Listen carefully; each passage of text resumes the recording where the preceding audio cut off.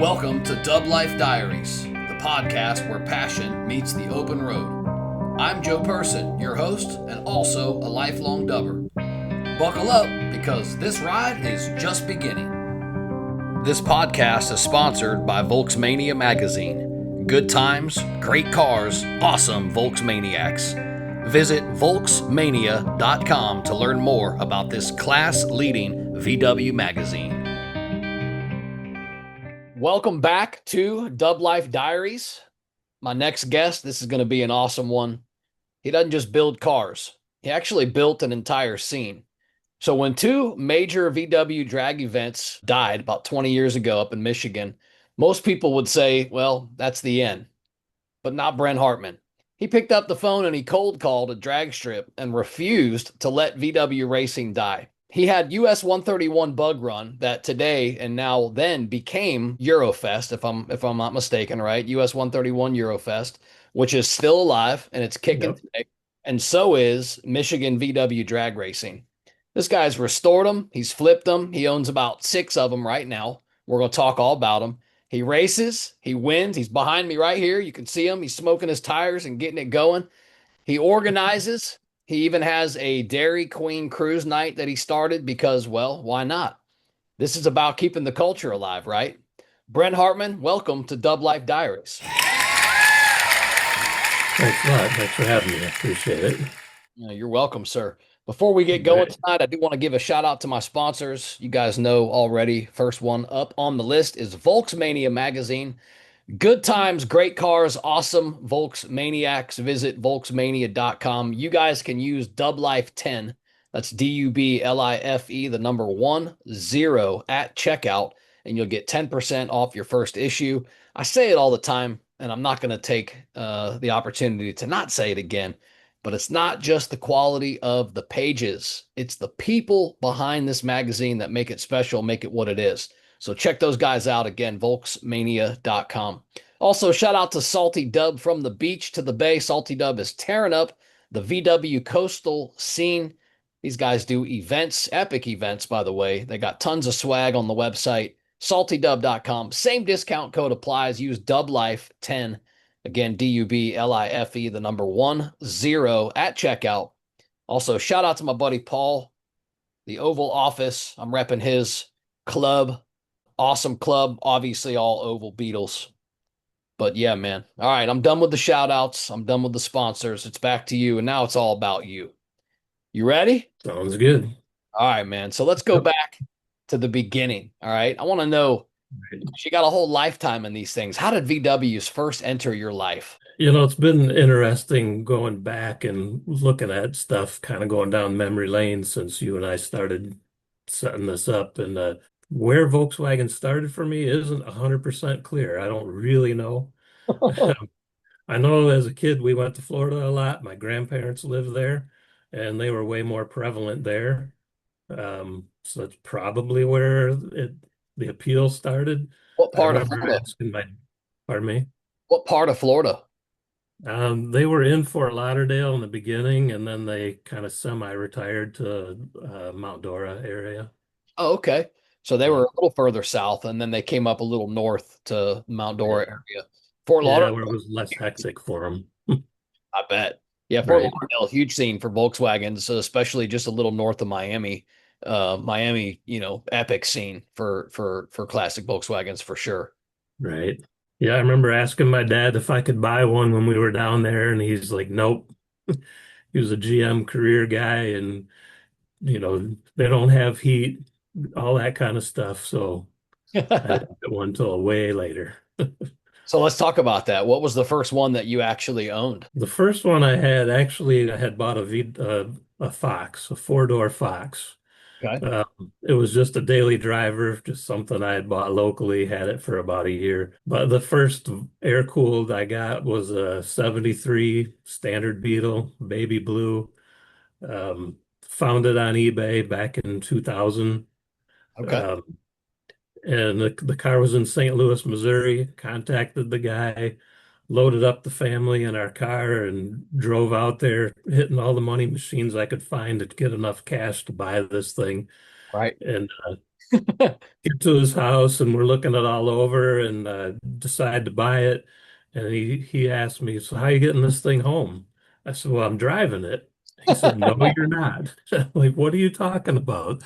And he tells me he just retired, worked for the city and drove truck for them. And but he had taken this car in on trade, didn't know enough about it, wasn't letting me drive home with it. And he said, "I'll deliver it." I said, "Well, I can't afford to pay you to deliver this car to me." He said, "Buy me breakfast. I'll have it there this weekend." And Nice. he did. He showed up early one morning with the car on a trailer. We unloaded it. And he said, "I saw a pancake house down the road. Give me $20 for breakfast. We're all set." Wow, cool, man. That's a great Pretty story. cool encounter with someone, that was just legit and did the right thing and wasn't trying to profit off of it. So it was a Yeah, cool start. that's super cool. And you Yeah, tend to hear those types of stories inside of this community. This guy wasn't even a part of our community, but he still ended exactly. up being cool like that, right? That's very cool. Yeah. What do Yeah. what do you think made you fall in love with these cars originally? Was it the look? Was it did you get bit by the community bug? Was it the simplicity of them? Like what do you think made you fall in love originally?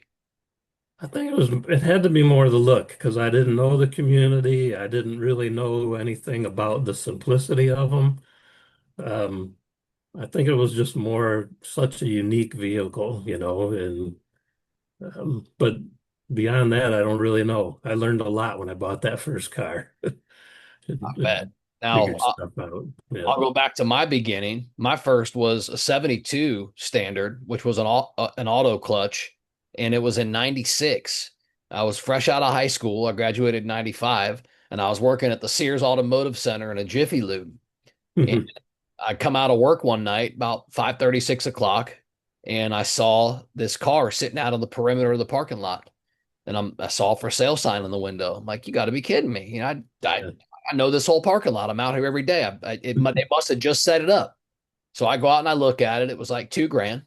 I was like, well, Hmm. shoot, I got that in the bank right now. I mean, this car is cool as hell. It's 70,000 miles or so on it. Little old lady owned it. I was like, yes, sir, let's go. So I called her and she met me down there and I gave her cash and I drove away in it. Uh, Nice. I loved it. It ran for a very long time. I ended up running into trouble finding replacement parts for that solenoid vacuum system. Yeah. Yeah, I ran into some trouble back then, so I ended up putting the 4-speed in it and changing the pedal assembly out. I didn't. I had to pay somebody to do it Hmm. back then. But yeah, I ended up going go back with a stick shift. Then it was even more fun to drive, I feel like. Right. Right. But going back to your kind of your background, I'm interested to hear, did you grow up around racing or was this something that maybe you discovered later in your life? Yeah, I didn't really grow up around it. I didn't really know people that worked on cars too much. Couple guys that were older than me, but closest thing to coming around or growing up around it was just watching it on NHRA, on TV. Right. The big name racers and stuff, watching it with my dad. But I didn't really get into racing until after we started the bug run, which, as you said, is now Eurofest. Right. So, yeah, just kind of something that happened later on. So how old were you in your life when you started to realize maybe this isn't just a hobby? Maybe this is like a lifestyle choice for me. Well, it was 2006 Okay. when we basically started the Eurofest, and then at the same time, I met some guys that were starting a club in the area, and kind of those two things at the same time kind of kicking off, and they worked together. The club got real involved with helping promote and grow the Eurofest, so that's kind of when it all started changing for me. And by that time, I was into my second Beetle. So, Okay. You yeah. you still own any of these OGs? No. Okay. I don't either. Yeah. My first or my second. So you've restored a few. I know you've flipped a few. Yep.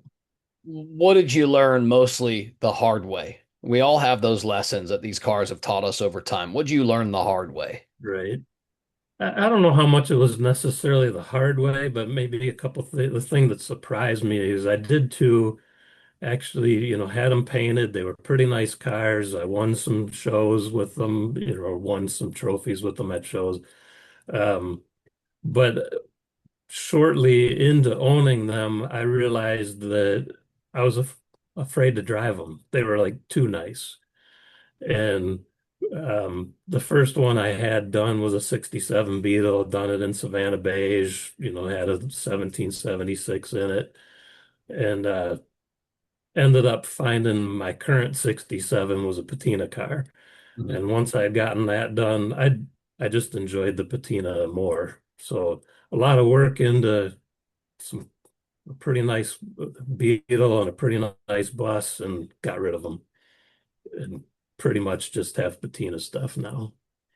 Yeah, I saw that in your Right. backstory. Maybe want to ask you why is that what the why behind it is? Because you don't have the same kind of stance on the shininess, on maybe the anxiety of banging it up or something like that. Is that why you love patina so much?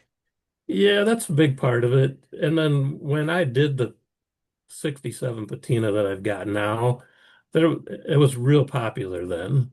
There was a lot of activity online with that, and so I was kind of copying a scene that was going on then. Okay. I mean, that's cool. I haven't been in my past. I haven't really been that into, some surface rust and or some, some faded paint and some patina. I wasn't. As I've kind of grown in the scene, even in the culture, I've become more attracted to them. And I think Mm, it's the same reason. I think it's because they just, I'm down here on the beach, me and my buddy have a company, Salty Dub. It's like it just looks saltier. It just looks to me, it's just cooler. It looks more right. aged. You could do some nice wheels, beautiful interior, a beautiful engine, and your body can be a little, doesn't have to be so perfect. And to me, it's like I kind of like that, actually prefer that even more myself now. So that's cool. Yeah. Well, Yeah. let's walk through your current lineup, almost like we're sitting in the garage together and we're going to talk about each one of these cars. So let's start with the Sure. 71 Westy. Give me the build story. Talk to me just a little bit about it, and then let's touch on maybe some, I don't know, camper stories or maybe road trips or just something. Give me something on the 71 Westy. Tell me about how you acquired it and all that good stuff. Right. Well, that one bus I told you about that we did and restored, it was a 69. It was a really nice one. I had it at a local show. And this guy come up to me and is talking to me about buses and asking a whole bunch of crazy questions. And I finally asked him, I said, well, why do you ask? He said, well, I've got this bus. My wife won't let me drive it anymore. And I'm trying to figure out what it's worth. And long story short, we went to his house with a buddy of mine, looked it over. We went out to dinner and I called him back up, made him an offer. And I'm the second owner of this bus. That couple had bought it new in Wisconsin, moved to Michigan. So the interior is very original. Wow. The stool that's always gone is in there. It's original vinyl, but it shows its age. It shows it was used. He had the spray paint covering up some scratches on the body from his kids' bicycles and so forth. Um, but it's been really fun. I added some Coney shocks to it. It handles great now.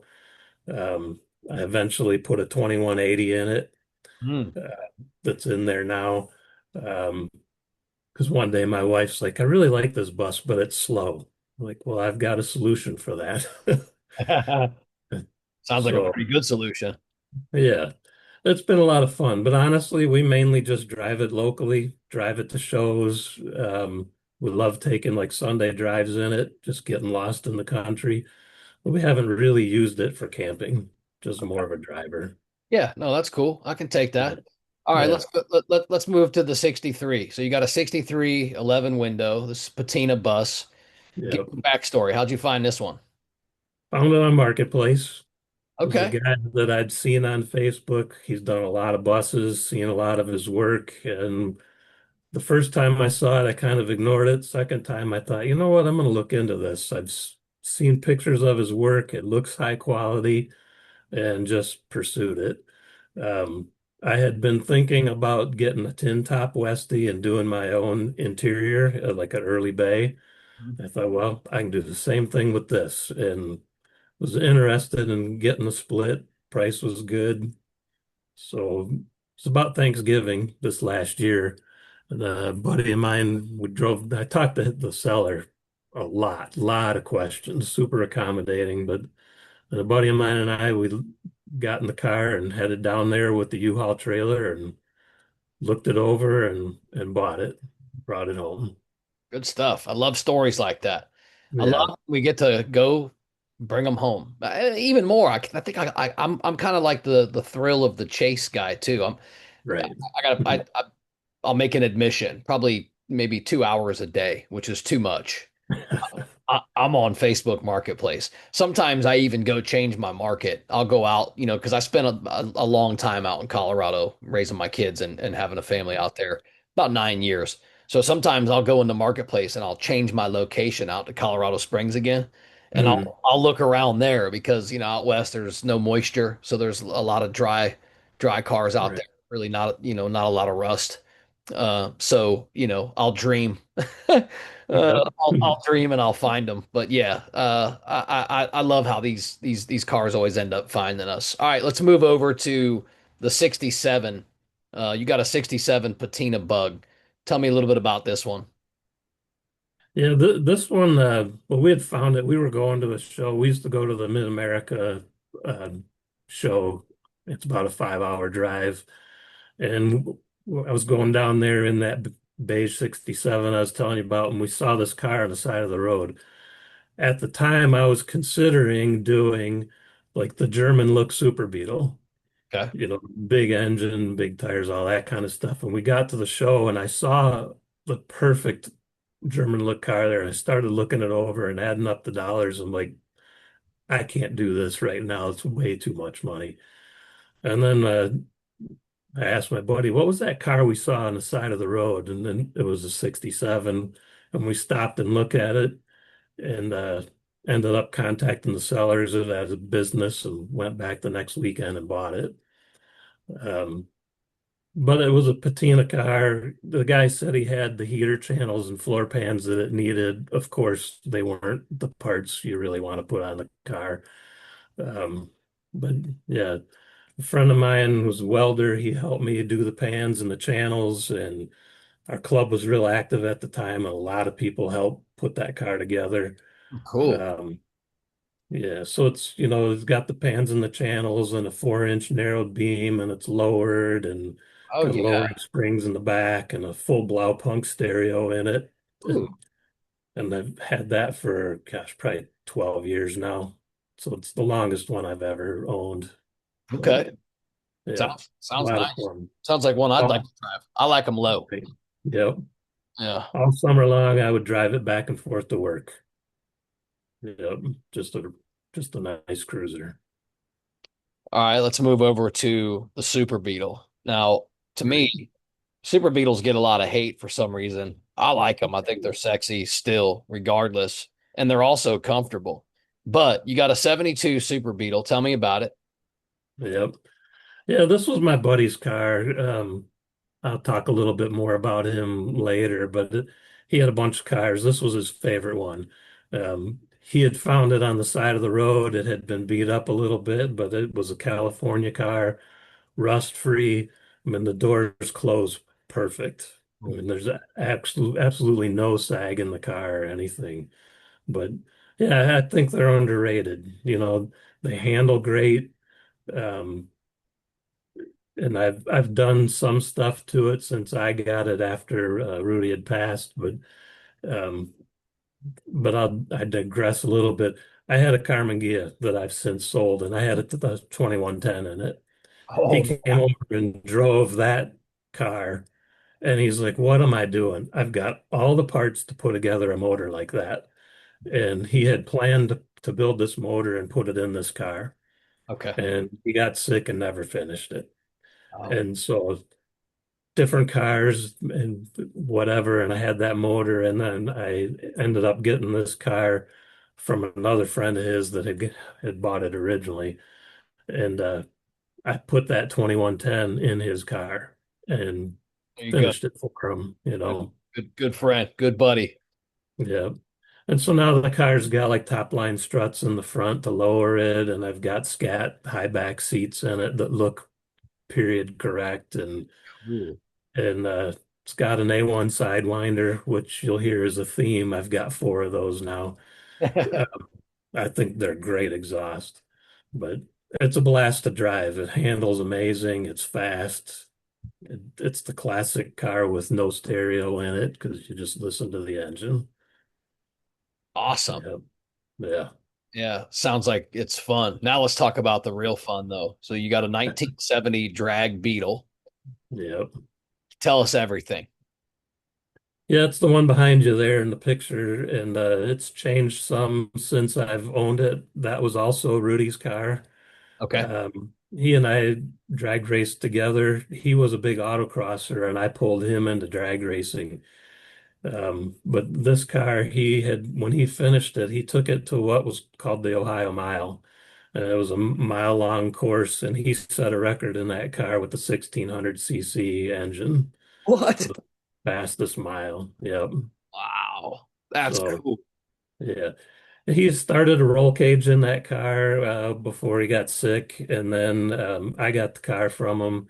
I finished the roll cage and was able to show him pictures that it was done, and that really made him happy. Since then, I've upgraded it. He had actually given me an engine. Just it was a long block, and it ended up needing some work, but I put a 2110 in this and upgraded the transmission, and in 2024, I finally got the car into the sevens in the eighth mile. And 2025, I had a 2276 built for it. And now I'm solidly into the sevens with this car, which I don't know how familiar you are with the Volkswagen bracket racing scene, but most of the classes break at 8 seconds. So that put me into Super Pro. Oh. Um, so I've just started doing Super Pro last year, and and then I started doing double entering and running Super Pro and Pro. And the funny thing to me is I was making notes for the podcast here and just looking at things. It's like I spent all this time getting the car fast, and now I'm trying to also figure out how to slow it down and run both classes. Seems kind of Oh, ironic. yeah, for sure. That's funny Yeah. though. Yeah. Yeah. But a buddy of mine local here, Greg Hudson, he does transmissions and engines and has been doing it for years. And he's built all of mine. And, I just want to give him a shout out because I couldn't do this and have all of these without his help and the stuff he builds for me. It's been great. Yeah, no, good. Yeah, Probably well deserved shout out. If he's a talker, let's get him on the podcast. He can tell us stories about his engine builds. there you go. Sounds good. So you got a 69 Baja project as the last one that we'll talk about. Tell me Right. what's the vision for this Baja project? Kind of multi-purpose. I had a sand rail, which I know we're going to talk about later, and here in Michigan, we've got sand dunes up in the northwest part of the state, Silver Lake, and you take that out on the dunes, and you're just full of sand. I mean, you get sand everywhere. It's not fun. And we were visiting friends of ours that I race with. They've got a cottage up there, Keith and Joyce. We went up and visited, and I'm driving home, and I'm thinking, a Baja would be really nice. You're inside, you won't eat the sand. We could drive it on the street, take it on trails, and then we bought a small motorhome a couple years ago, so I can flat tow it behind the motorhome and use it wherever we go. So mainly multi-purpose, Okay. but Sounds like and fun. then And I think yeah, as I've learned more, about the versatility of the Baja, mm, yeah, I understand now why some people are very attracted to them and really only choose to drive them. Dude, they go right. anywhere. They really do. And you see it in on videos and all kinds of stuff. I mean, these things are keeping up with Jeeps on trails and stuff. Oh It's yeah. pretty amazing for sure. Yeah. Yeah, when I started this project, I contacted Greg and I said, "Hey, I'm doing a Baja. I need an engine." I said, "So we're building the race car engine." That's where the 2276 came from. And then my old race motor, we've detuned it and bought another exhaust from Tiger at A1. And so the Baja is going to have a 2110 also. Awesome, So, man. yeah. So I gotta ask you just because, for those of us that only have two, uh, Mhm. why six? Why keep six? Yeah, that's a good question. Um, I am going to have five. I'm going to sell the Westie. That was always part of the plan when I bought the split window. But really, they're all different, right? So they all have a different feel, a different purpose, and it's just fun. And I like driving different things. Sometimes you're in the mood for fast, sometimes you're in the mood for cruising, whatever. So Yeah, I get I that. I can afford it at this point, and I've got the space to store them. So why not? You know. Do, do you name them? It's funny. The very first car I took, that beige 67, I took to the bug out, which is one of the ones we'll talk about that ended. But um, the first time I took it there, this couple came up to me and, "Oh, a really nice car. What's its name?" I said, "Name? What are you talking about?" So no, and they said, "Well, we're going to come back next year, and we expect you to have a name for this car." Well, it's a good thing I didn't see them because I didn't name it. Never gotten into that. Yeah, Yeah. okay. That's all right. I sit around sometimes and I stress out a little bit because I'm like, man, what am I going to name this next car? Or, Yeah. you almost have to like, and I've always been like this, even with animals. Fortunately, I Hmm. didn't do this with my kids, but I did do it with, I've done it with most animals I've had. I have to own them and I have to like kind of feel their personality and, see Hmm. how they face life before I can give them a name. And I've been like that with cats and with dogs and really with just with any animal I've ever had, even reptiles. Uh, Hmm. I've always had to, I need to own them first. I can't, just throw a name out there. I feel like the cars are the same way. Yeah. I gotta own it. I gotta drive it. I gotta kind of, see how many times it's gonna let me down in the first couple weeks, first couple months. Right. If I'm gonna give it a sweet name, or if I'm gonna give it a name that makes me want to say it with anger. But yeah, Right. okay. Out of these, you mentioned that there is one that you are gonna sell. Is there one that you would actually never sell though? Never's pretty permanent. I don't know that I would never sell. Okay. Um, the 67 is probably the one I would be most likely to keep, though about a year ago I did have it up for sale for a while, Okay. and maybe it's a good thing that it didn't go anywhere. All right. Um, yeah. And the Super, it was Rudy's car. I love how it drives and handles. That one I would probably really struggle to sell. Okay. Yeah. Which one of these out of all of these is the most you?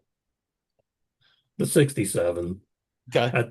Having had it the longest, and most people tend to identify that car as me, you know. So I would say it's that one.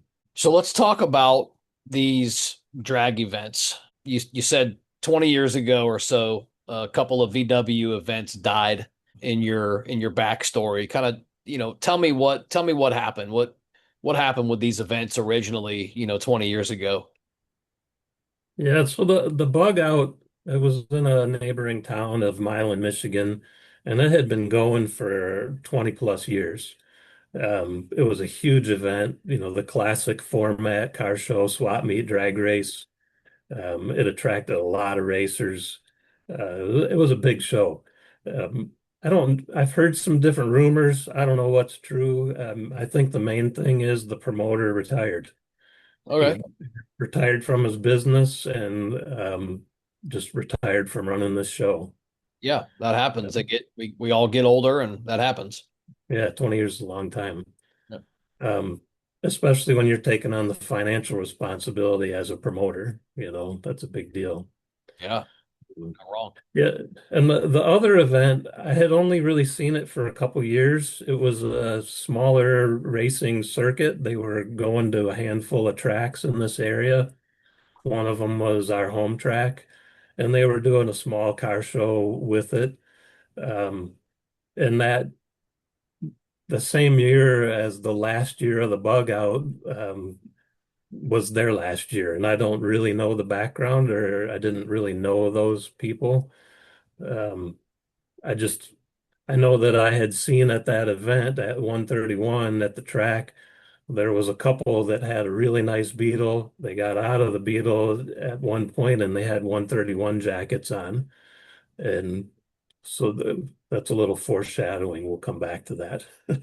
Well, it So, sounds like this was, a pretty established event, and you probably took notice of that type of stuff. So yeah.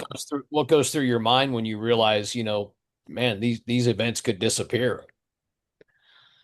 Yeah, it was pretty disappointing. Every winter I'd be looking all over for the dates and get them on my calendar and make sure I was at these events. And when it went away and there was nothing, it was sad. It was a big deal and looked forward to it all summer long. And just knowing that it was over, um, I just kind of felt like, and I don't really know where it came from necessarily, but I felt like I had to do something. I couldn't just let it fade away in the state of Michigan, Oh, that's cool. right? I Yeah. respect that. Mhm. So walk us through this cold call, this cold call to US 131. Yeah, it was 20 years ago, so I don't know if I remember all the details exactly, but my recollection is I just called the track and I told them about the bug out ending and how it had been running for 20 years and talked a little bit about this other event and that I had seen someone at the track that had a Beetle that appeared to work for the track because they had the 131 jackets on. And it was Stephanie Peterson that answered the phone. And she said, "Yeah, that's my Beetle. What do you want to do?"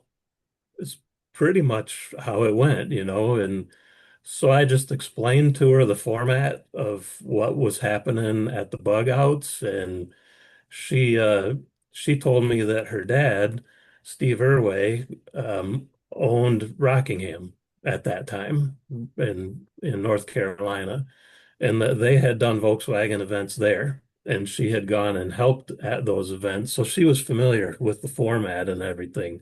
Sure. And I think that kind of helped sell it. Um, but yeah, I mean, that fall, they put together the first one.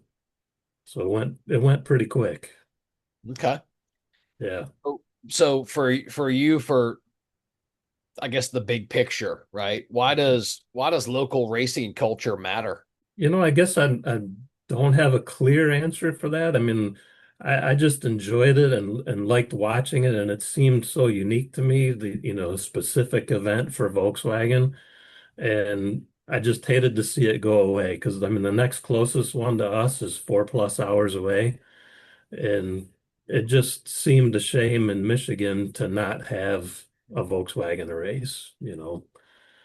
We're so car oriented here in this state, obviously, with the big three and everything. So just felt important to not let it die. At that time, honestly, I was more into the car show scene than the racing. Right. But Okay. yeah. Your first event when it happened. Tell me what it felt like for you when the first event kicked off. How'd it feel? Yeah, I mean, it felt great. I mean, it felt like a success that Okay.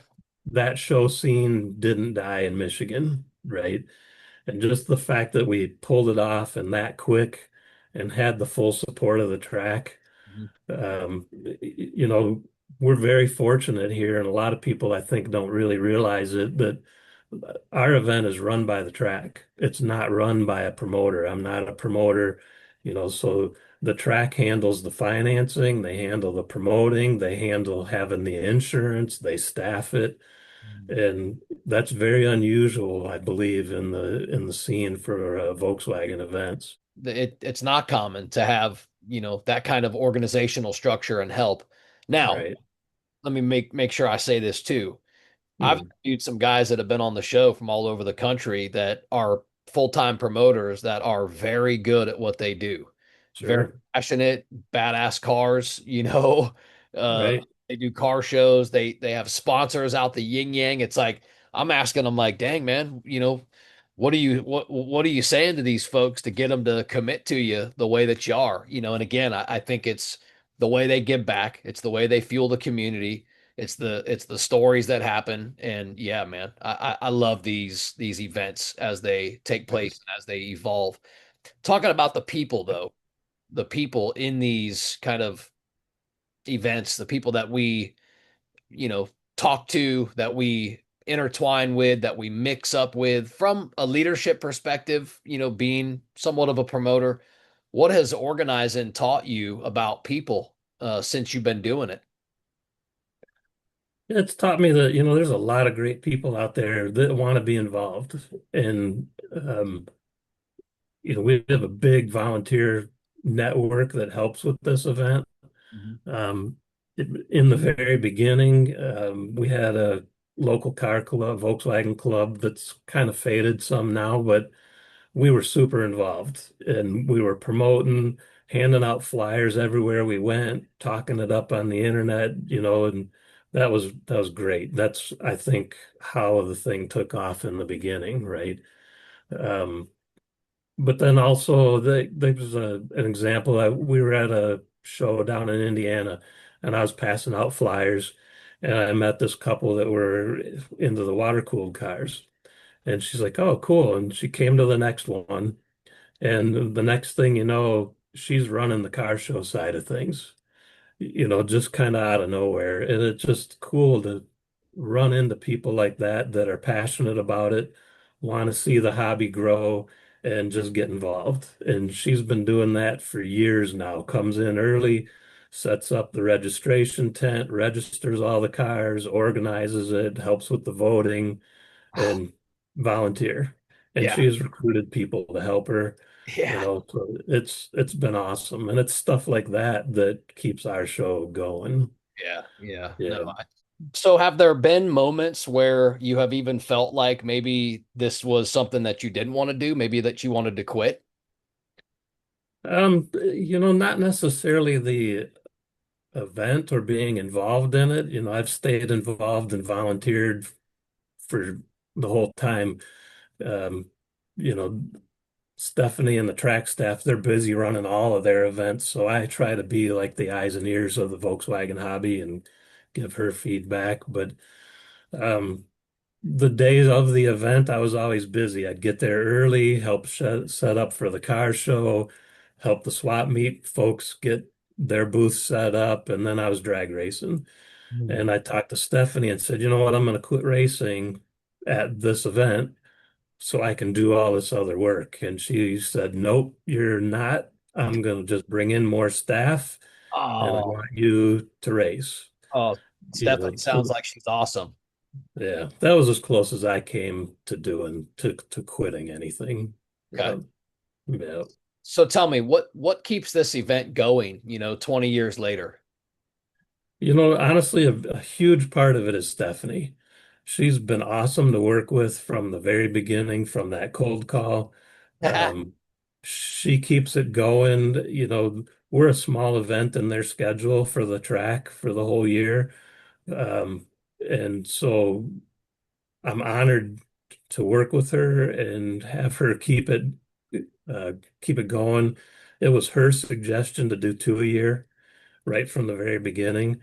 And that surprised me. But really, it's her and her family. It's her and her husband run the track. Her her kids have gotten involved now in running it, and Nice. her staff and all the volunteers. It's all of that combined that keeps it going. But honestly, if it wasn't for Stephanie, I I don't think we would have this event.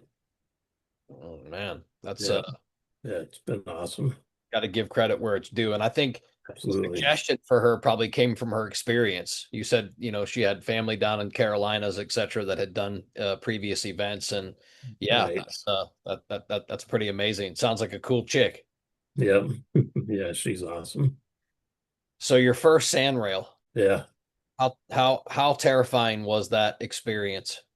It was an interesting story. So, um, a buddy of mine who has since passed, he helped me get this thing street legal. I bought it, it was running, driving, but it wasn't street legal. So we did the things we had to do. And the weekend I got it done and got the tabs and everything.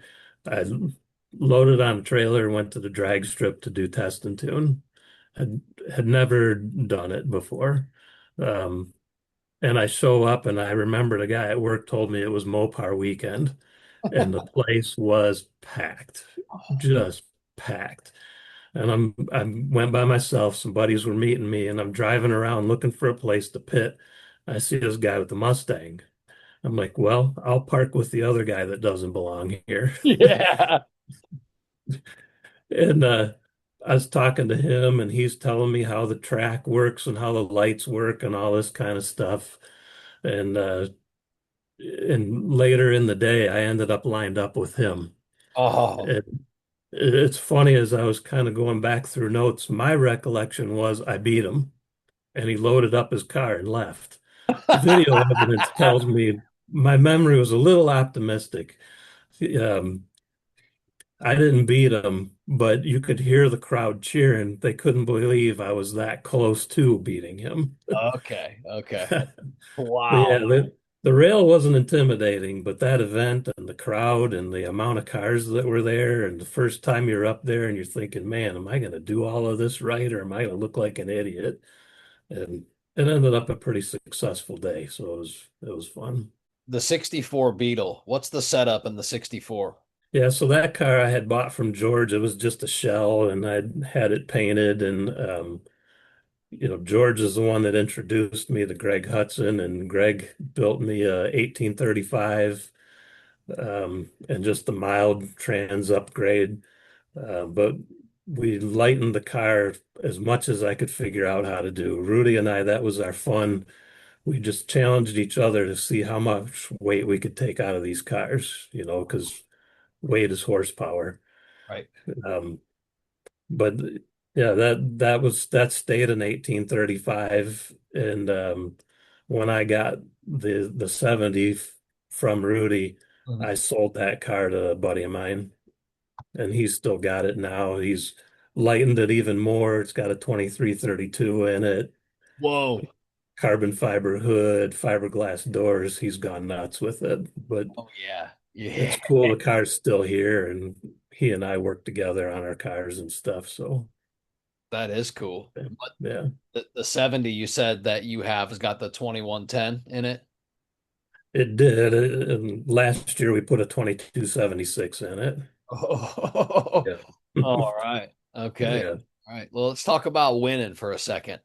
sure. The US 131 Eurofest, you got victories there, right? Yep. A few Tell, times. yeah, tell me about those victories. Yeah, the first couple of times, I mean, it was like a huge surprise, right? I hadn't really had any real background in it, was just learned it there. So the first time it was just amazing. It's like, holy cow, how did I pull this off? You know.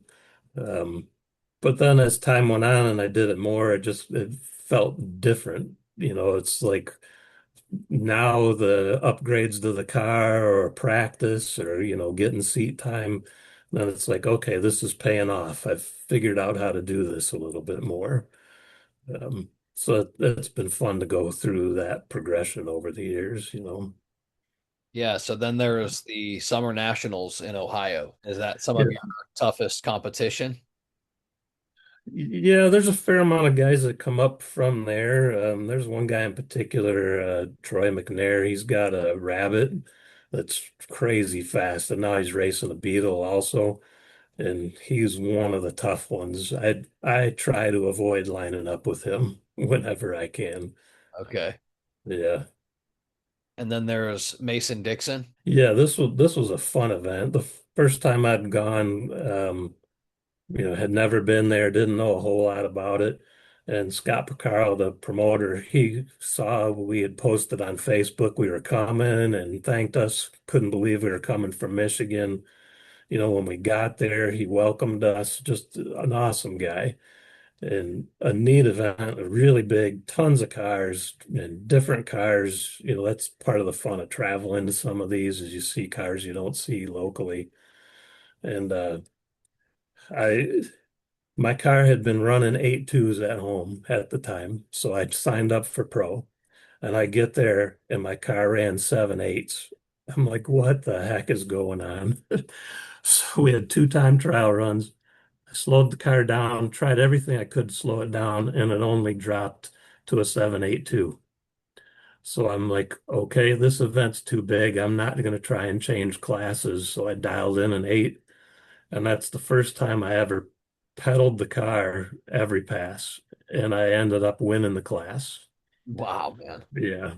Yeah, So that's I was pretty thrilled with that. And that was my first time getting one of those big fake checks, you know. so then there's the VW invasion at Summer Duck. Now, if I'm not mistaken, this is Colton Williams, right? Yep, Yeah. exactly. What stands out about this event? I think I've been told this is one of the larger events on the East Coast, right? It's a newer event and it's definitely growing. It has gotten bigger. We've been twice now. Okay. Um, and last Memorial Day, I always get those two confused. Memorial Day was the first one that I went to. And Colton was awesome. I contacted him ahead of time. We were coming down with our motorhome and just wanted to get the lay of the land. And he said, I'll be here when you show up the night before. We ended up getting in late. And he stayed just super accommodating. And he treats everybody like family, and it's it's a great environment. And the car show is good. And like you said, you see different cars, and the racing's really well run.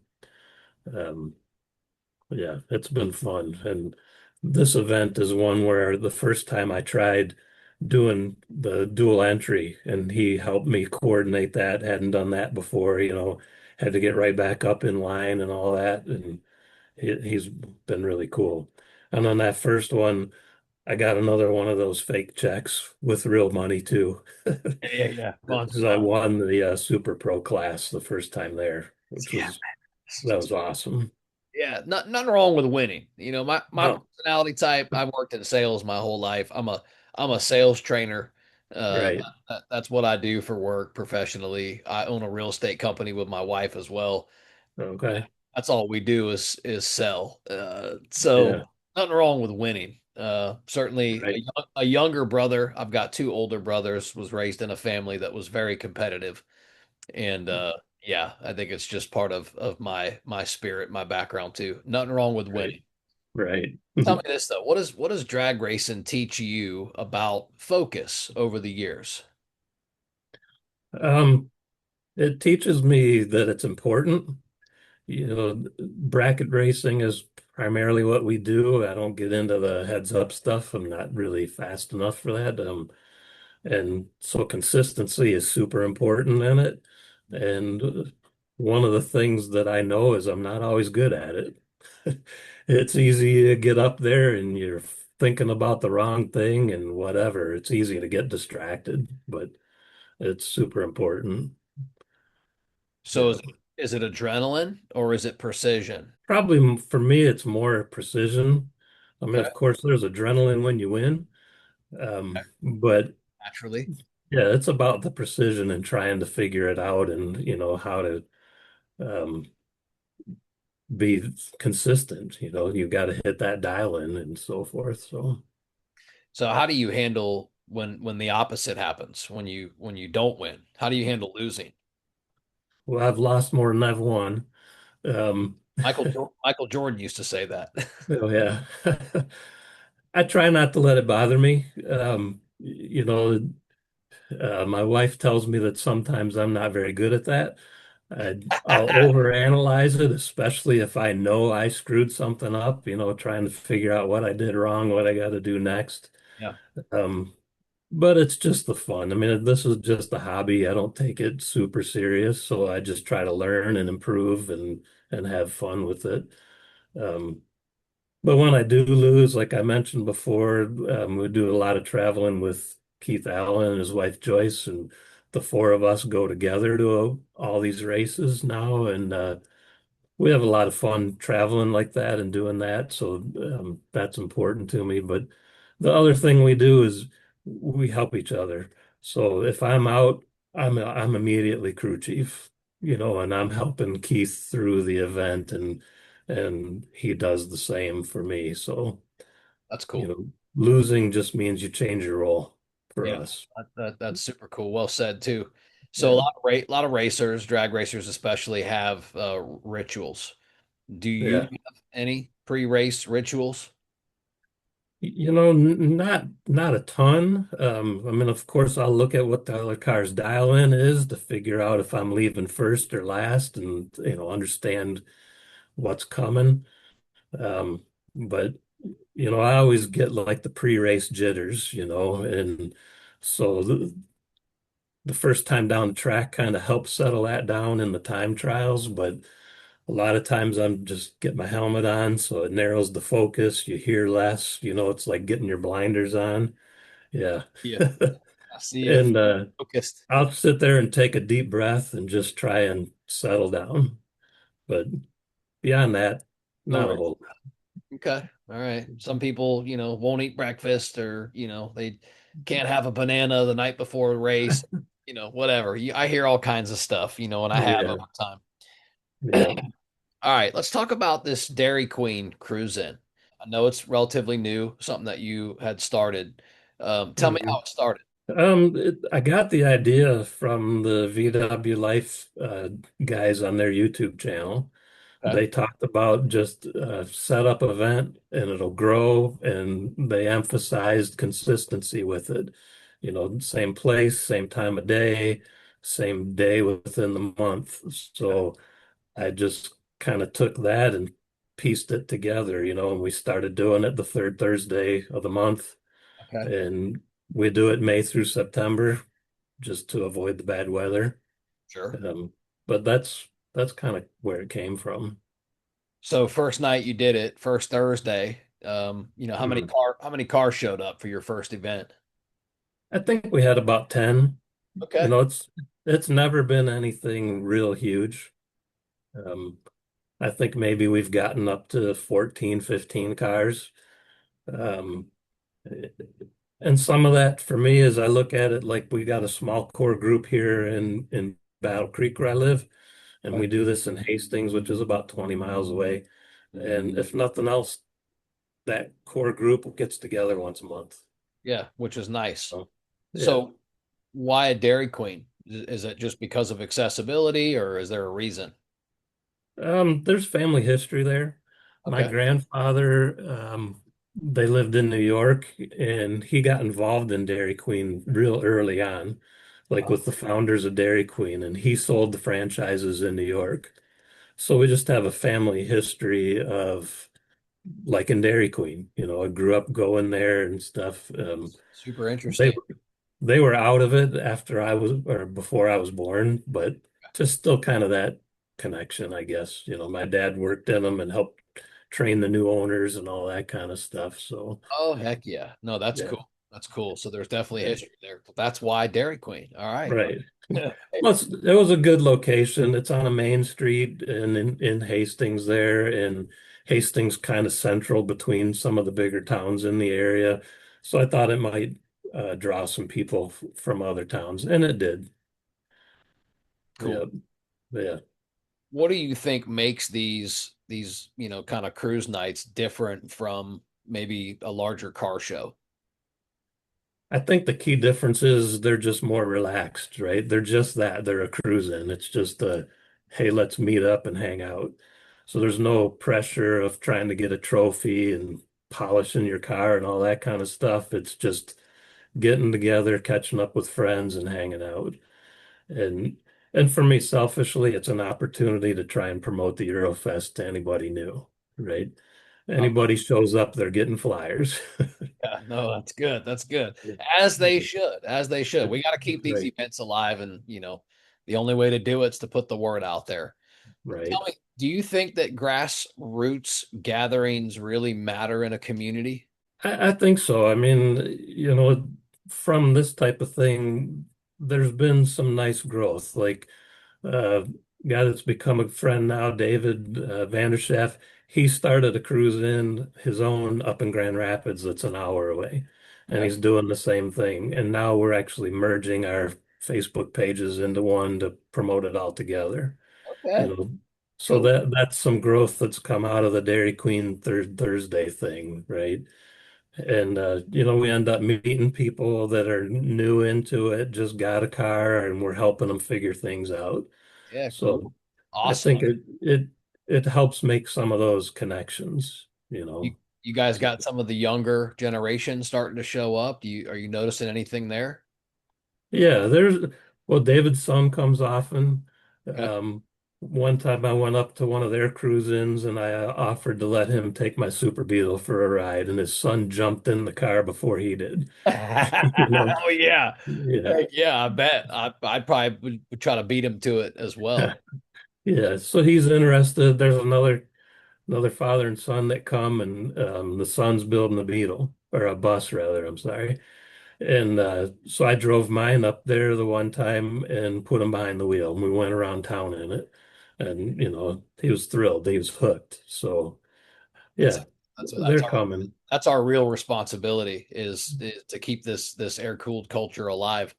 Right. Speaking of the culture, a couple of questions about it. I'm going Mm. to ask you what worries you and what excites you about the air cooled culture. But let's start with what worries you. What worries you about the future of air cooled culture itself? Um, the thing that came to mind to that is kind of a little bit indirect, I guess, but some of it's like the businesses that support us seeming to go away, right? Like aircooled.net is gone, and they were a great resource. And then recently I've seen CB Performance is up for sale. And so th those kind of patterns make me nervous because without a supply of parts, our hobby is impacted. Yeah. And I guess that's been more of a concern lately. 'Cause if it's hard to get parts or it gets expensive to get parts, people aren't going to do it. Yeah. So, I go yeah, back to being a 17, 18-year-old kid struggling to find parts for my transmission.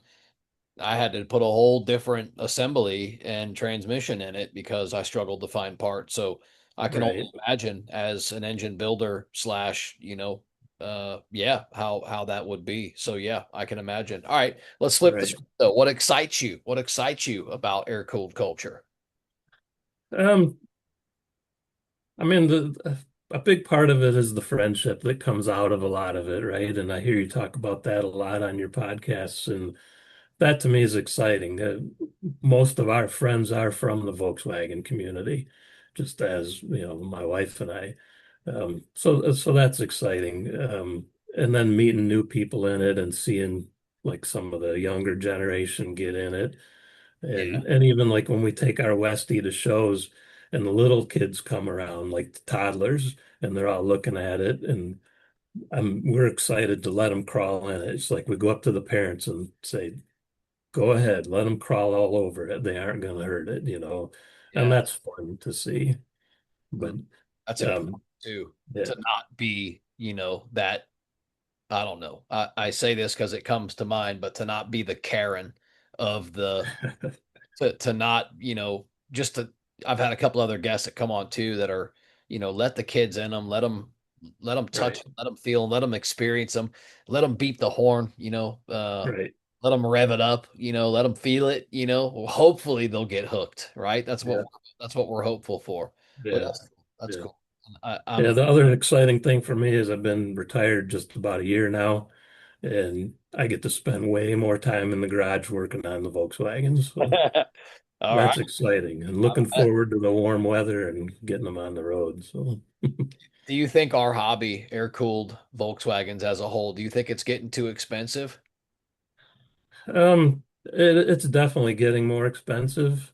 You know, The split buses are expensive. I honestly didn't think I would ever have one, so I was pretty pleased that I could put this deal together.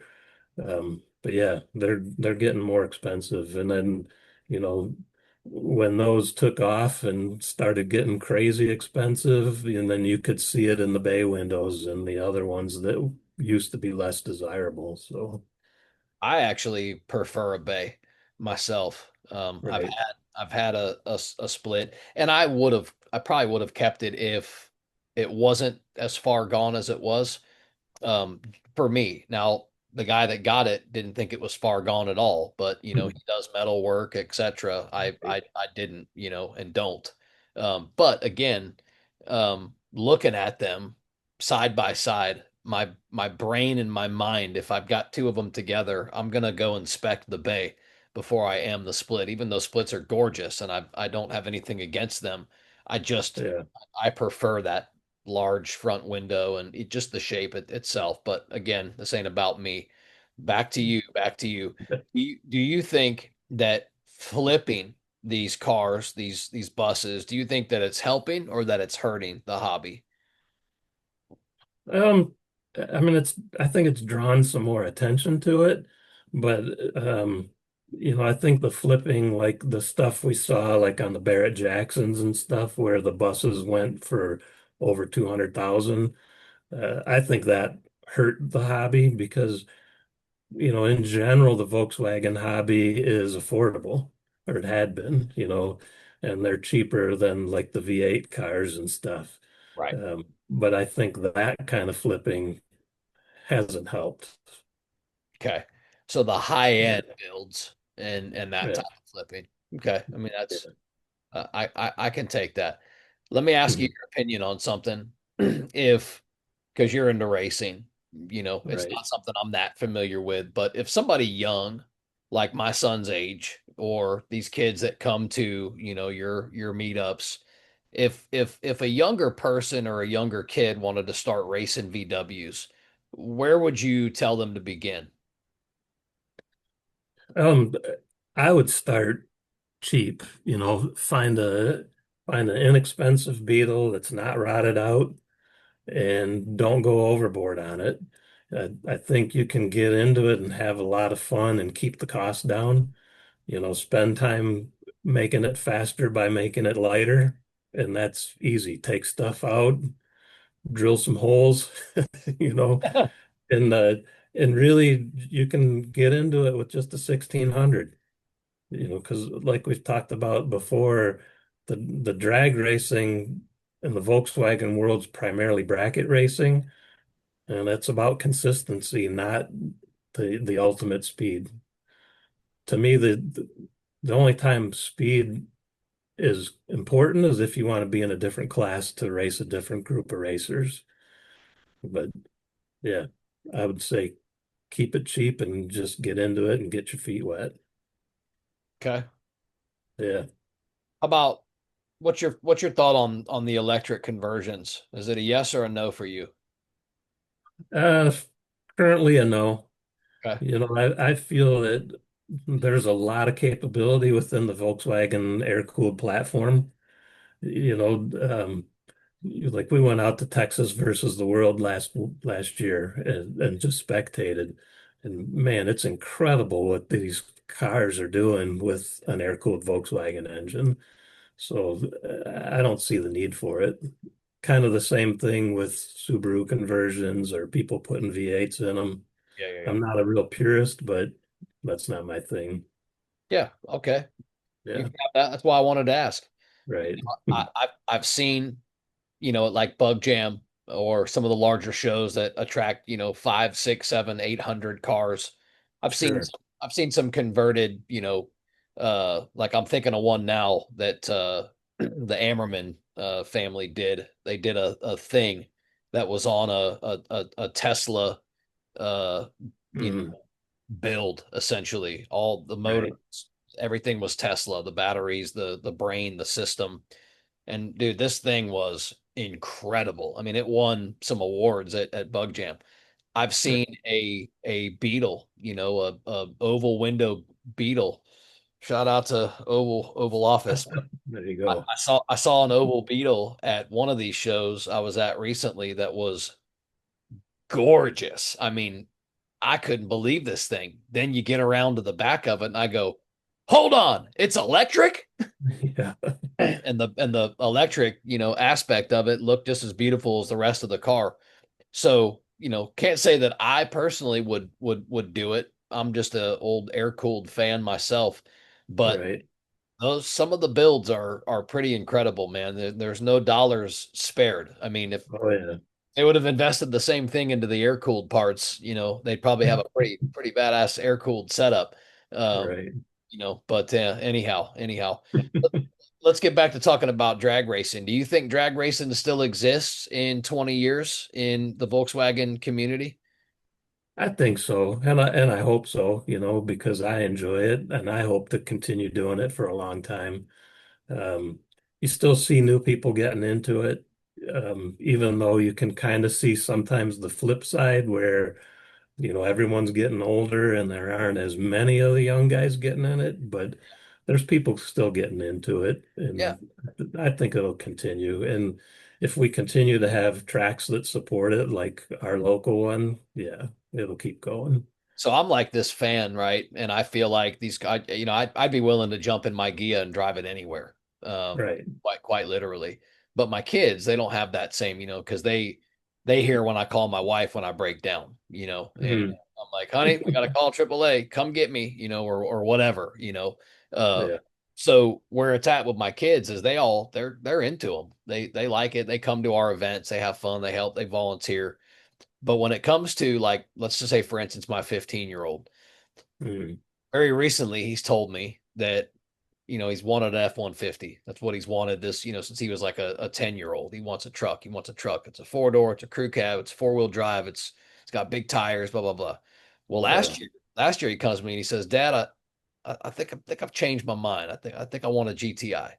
I want a Golf. That's There what I you want. go. I want the four-door, I want the 2 liter, I want this, I want that. I'm like, dang, okay. So you don't want an old Beetle or anything cool like that? You don't want anything air cooled? Oh, no, no, no. Those things break down way too much for me. I need something dependable. I need something reliable. I'm like, okay, all right. So he got bit, right? But not Right. not necessarily by the air cooled side, which is fine, which is fine. They're Yeah. all supportive. My wife too, actually that Carmen Gia is hers. Hmm. She's so supportive she had to have her own. Uh, Right. yeah, which is awesome. Let me ask you this question. What do you think the real reason people stay in the VW scene for decades and decades for? What do you think the reason is because of? I think there's multiple things. I mean, the cars are very unique, right? There's nothing else shaped like a Beetle. Um, and so they're also well admired, right? I mean, you hear the stories all the time of you stop at a gas station and people are telling you their Volkswagen story. Oh yeah. Uh, so there's Yeah, a big, every time. yeah, all the time. So Yeah. there's a big connection that way, and they're easy to work on, relatively speaking.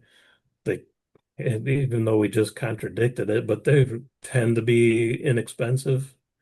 Um, but They I honestly, I think the biggest thing is the people. You develop a lot of really good connections. Um, there's two guys talk about a little bit that live just south of here. They've been in it for years and years, and the one guy was honestly thinking about getting out of racing, getting older, and he's talking about his eyesight and all this kind of stuff. And we started getting closer to them and hanging out, and he's right back into it. He's building a new engine this year, and the other guy, he's building a whole chassis car that he got from his buddy's estate, oh, so and these guys are in their 70s oh, and still pushing it. And a big part of that, I think, is the connections, and the friendships. And we've traveled together. We went to Vegas 2 years ago to watch that event. We went yes. to Texas last year. You know, we even I started doing this, I don't know, 4 or 5 years ago. In the winter, we get together and we do what we call a museum trip. And our whole local group, mostly centered around the racers. There's about a dozen or so of us. And we go to a museum and we go to dinner. And we just do it in the middle of the winter because otherwise we're inside, you know. We don't have warm weather year round like you do. And it's just been a cool connection. And we've started to realize the museum and the cars in the museum aren't important. We're walking around and talking about what are we doing with our cars more than what we're looking at. Right. But It's like you said, you it's the know, connection. it's the connections and the Volkswagen family. It's huge. And it's surprising you hear so many people talk about that. Sometimes you think it's just you and your group of people, but there's something about the Volkswagens that brings that out in people or brings those people in. I don't know what it is. Yeah. Well, you know the old bumper sticker, right? They say birds of a feather flock together. There you go. I think it's very true. Let me ask you though, what's your family think about six cars? I got two, and my family's like, yo, you're gonna have to sell one sometime soon. I'm like, no, because we're running out of room in the driveway, right? But so tell me what your family feels about six of them. Yeah. Well, both my boys are grown. The one's in Pennsylvania, one's in Texas. I started having Volkswagens when they were still around. They they never really got into it. Neither one of them have them. Um, but they were never against it. But I also, if I remember the timeline right, I think I probably only had one, maybe two when they were still home. Um, but my wife's supportive. She comes to all the events with me. She comes to all the drag racing. She's taking videos and helping, and will help me in the garage when I need another set of hands. Um, Cool. but kind of the funny thing is she's very careful now to not say, I want a, because Because our you'll make it first happen. bus, Yeah. our first bus came out of a statement like that, where she was at a car show visiting with a friend of mine that had a bus, and he's a big electronic gadget guy. And so he had the auxiliary battery and had a fan going, and she was sitting in the bus with the fan blowing on her, talking to him. And later that day, she's like, I want a bus. And it was about 2 weeks. Uh, And I had a project bus, awesome. Yeah, that yeah, that's 69 great. bus that I So, sold. so you're a doer like me then. You just make Yeah, things happen. I'm the same yeah, way. yeah. My wife had to start talking about that Carmen Gia, and I made it happen. I even found one. She told me she wouldn't drive one if it was a stick shift. I said, There you go. all right, hold my You can beer then. fix that. Watch this. I've Right. got that covered. We just got to get a later model one, but Yep. yeah. Yeah. Tell me this one. Tell me what winning means to you now versus what winning meant to you 20 years ago. I think, um, in the beginning, I was kind of amazed that I pulled it off. Um, it was kind of one of those that just felt like luck. It was my turn or something like that. But now it's more of a sense of accomplishment and, like working with Greg on the engines and the transmissions and bouncing ideas off of, Twig and Ron that I was just talking about that have been doing it for years, and Keith and Jerry, and, and putting all that stuff together and learning together. And then those things work, so then it feels a little bit more like now it's skill or experience. And so Right. it's a different sense of accomplishment, I guess, to win now than before. Um, but that when I was looking at the notes, it just reminded me of a story. It was kind of early on when I was racing. I don't even remember which car I was in at the time. Might have been that first Beetle. And I made it to the finals. And Greg's daughter was also racing. She raced his dune buggy. She was out, so I wasn't competing with her. And I knew I was racing this dragster. So I saw Greg and I yelled over to him and I said, Greg, she's out. You're on my team now. What the heck do I do running this dragster? And he's like, just run your race, stay focused. And, if you get to the top end of the track and you can't hear them and you can't see them, pedal it. He said, because that car is crazy fast. He said, but he's struggling to get off the line. And he says, bogging off the line. He said, but if that engine catches, that thing's like a rocket and he's coming for you. And I had never pedaled a car before that. Every pass was just all out and the car did what it did, you know. And I I got to the near the end of the track, couldn't hear him, couldn't see him in my mirrors, and I blipped that gas pedal just the littlest bit. And I won the race, won the event, and my wife had recorded the video, and you could hear the announcer saying, he said, that was the closest pass to the dial in all day. And he could hear me blip the pedal. And he said, if he wouldn't have pedaled it, he would have lost. And the car was at like half track. So I could have broke out for absolutely no reason if I wouldn't have pedaled it. So it was a good thing Greg put that in my head. Oh, what a great Yeah, story. Heck that yeah. was a fun one. We talk about that often. So tell Yeah. me if US 131 Eurofest ended tomorrow, how would it make you feel? Yeah, I would hate to think about it. I mean, that's not a good thought at all. But honestly, I really think it won't. Um, I don't think Stephanie will let it happen. Um, like I said, she's a huge supporter of it. I think if it were to happen, I would probably change the course of the hobby for me. Um, at times, there's been times where I've thought about stepping away from all of it just a little bit, and I've always wanted a 911 Targa. Mm, That's honestly my dream car, always has been. And I love that car. yeah, and I like the later ones with the whale tails. That must just because of the era I grew up in. But I don't know. If it went away, I could see potentially switching to that car and go in a different direction. But hopefully, I don't have to ever worry about that. Yeah, we don't even got to go there. So over Yeah. time, when people mention Bren Hartman, what do you hope that they associate with your name?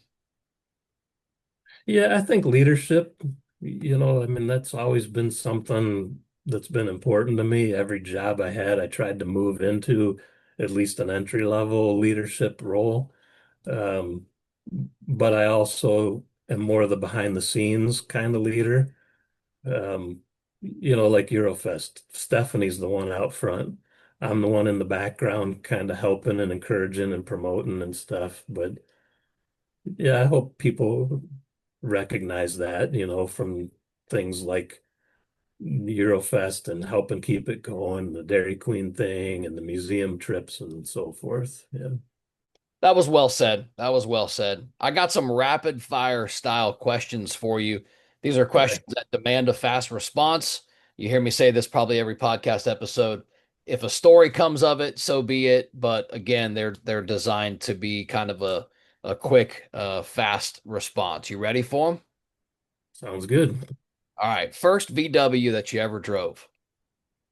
Was the four-door Fox. Four-door Fox. That was your first car, Yeah. Yeah, very basic car. And a quick story, I'm already going to break away on you. right? That's all right. Let's go. The first Volkswagen I ever rode in had a coworker that bought a Corrado, and he had bought it from a Volkswagen employee because the U.S. headquarters were near where I was working at the time. And I didn't even know what a Corrado was. And that thing was incredible. It was like a little rocket ship and handled like crazy. So that was the first one I rode in, and I was just amazed. Mm, No okay. connection to air cooled there, but Right. No, still though, cool. Volkswagen family. Yeah. Yeah, for sure. All right. How Yeah. about this one? Favorite engine platform. Yeah. The flat floor air cooled, Okay. right? Yep. Kind of Yeah. figured, but Basic. Yeah. all right. How about this one? I'm pretty sure I'm going to know the answer, but Right. patina or full paint? The patina. Yeah, I kind of knew that. I like owning them.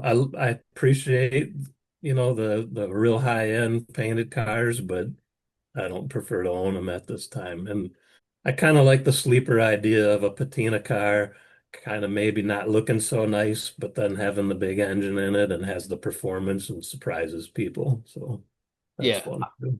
I kind of like them too more now myself, just because for me, I'm on the beach. This whole vibe down here is kind of this, salty, kind of, little rust, not so perfect. Nice, Right. nice wheels, mostly lowered, mostly, they put them on air ride. Mhm. Right. But me too. I'm really kind of more of a patina fan these days myself. All right, how about this one? Right. Bus or bug? If you had to choose Oh, one only. both. Nope, Um, you got to but pick one. choosing between them, I mean, right now, the patina bus that I bought um, would lean me towards the bus. I had the idea of selling the 67 and the bay window in order to pull off this bus, and my vision was, combining the patina look and the bus and the big engine.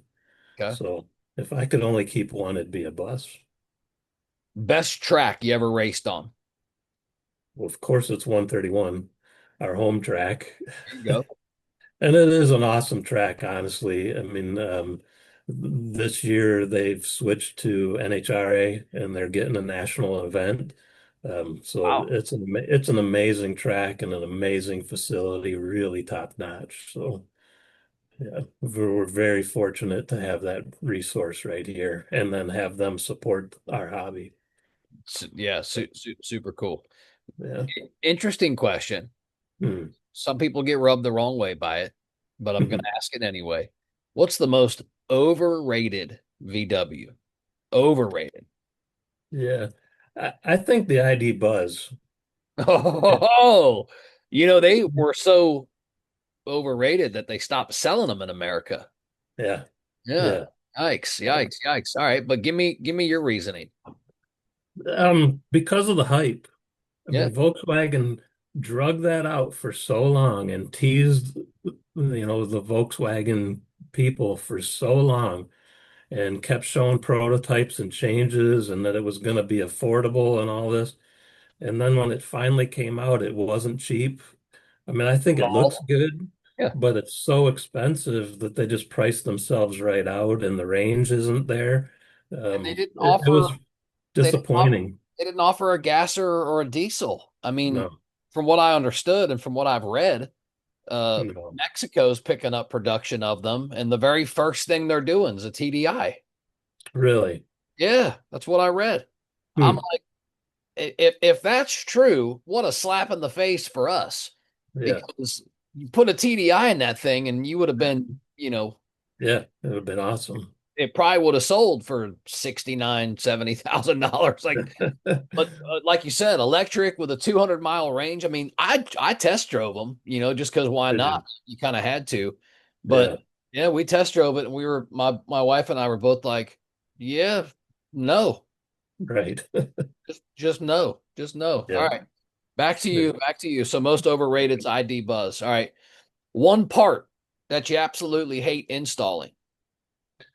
Yeah, on the rear brakes, there's the e-brake cable and where you've got to fish that through the backing plate.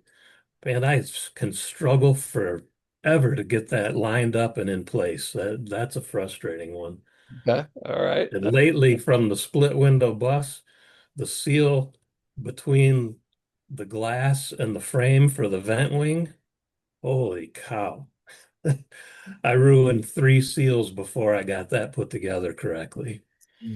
Okay, Yeah, all that right. one's not fun. Okay, there's a couple then. Yeah. How about this one? For you so far, worst mechanical failure that you've experienced? In my Patina 67 was fairly new to me. We were driving to the show 5 hours away in Illinois, and my crank broke. We were halfway. So we were at the back of the pack of the group of cars going.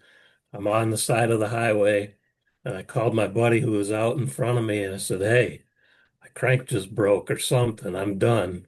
Oh, And he had he had a 75 Legrande auto stick that he converted to auto stick. There's an interesting one. How many people have you ever heard converted that direction? I've never heard it actually. Yeah. But John came back, got us, loaded us up in his Super Beetle.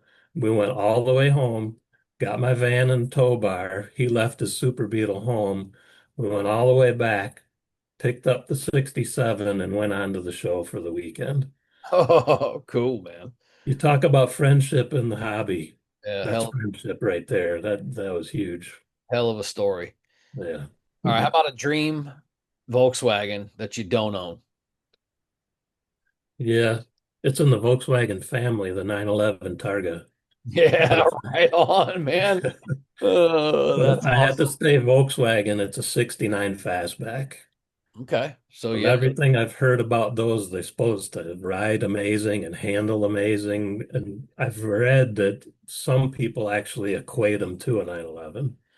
you've So, probably heard if you've listened to some other episodes in the past, but my favorite car of all time of the air cooled is the notchback. okay. It, Yep. Those are there, pretty cool too. there's just something about it. When I personally look at that car, it looks like a micro machine version of a 57 Bel Air. Yeah.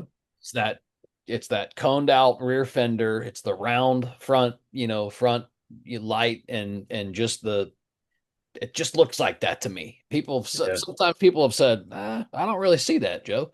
Other people have been like, yeah, I can picture that, but that's just where I'm at with it. But that's my favorite. But Yeah. not about me, it's about you. All right. One word to describe Eurofest. Yeah, I would say passion. Passion. Okay. That's what's kept it going, right? Yep. I can Yeah. take it. How about one word to describe the VW community? Like we've alluded to and comes up a lot in your podcast is friendship. Yeah, To okay. me, that's the most important thing out of it. Yep. Okay. So let's talk about where people can find you. If they want to find the next Eurofest, what's the date? How can they get in touch? Where can people find you? Right. Well, personally, I'm on Facebook and starting to learn Instagram. Not too familiar with it yet. But yeah, for Eurofest, there is a Facebook page. It's just US 131 Eurofest. The events are posted there, and then it's also on their main website. It's us131msp.com or Motorsports Park. Okay. So all the information's there. And yeah, as far as the dates this year, like I said, they do two a year for us, and it's on June 7th and October 4th this year. Okay. So you got one that's for us down here in June. It's hot as all get out. And Yeah, actually even harder for us, especially guys that run the bigger motors, etc. It's a little bit of a challenge for them to run in the heat of the summer here. right.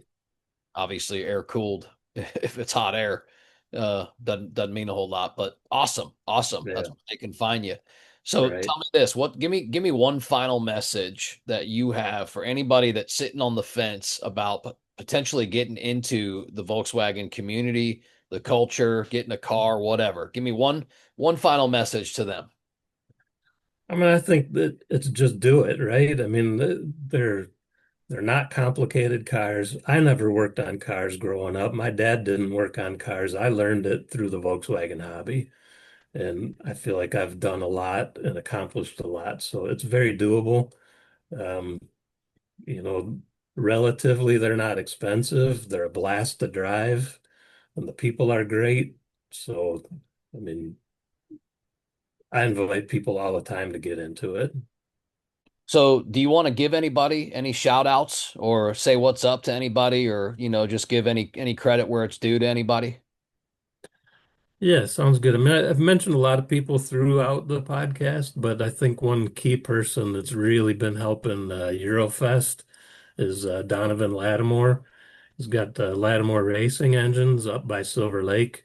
In the last few years, they've stepped up and been sponsoring the Eurofest, and then that's been helping with growing the payouts for the racing.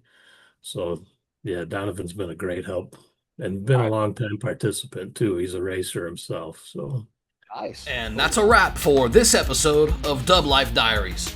Thanks for riding along with us and diving into these incredible stories of the people in the dubs that drive their dreams. If you loved today's episode, don't forget to subscribe or hit that follow button so you never miss an adventure.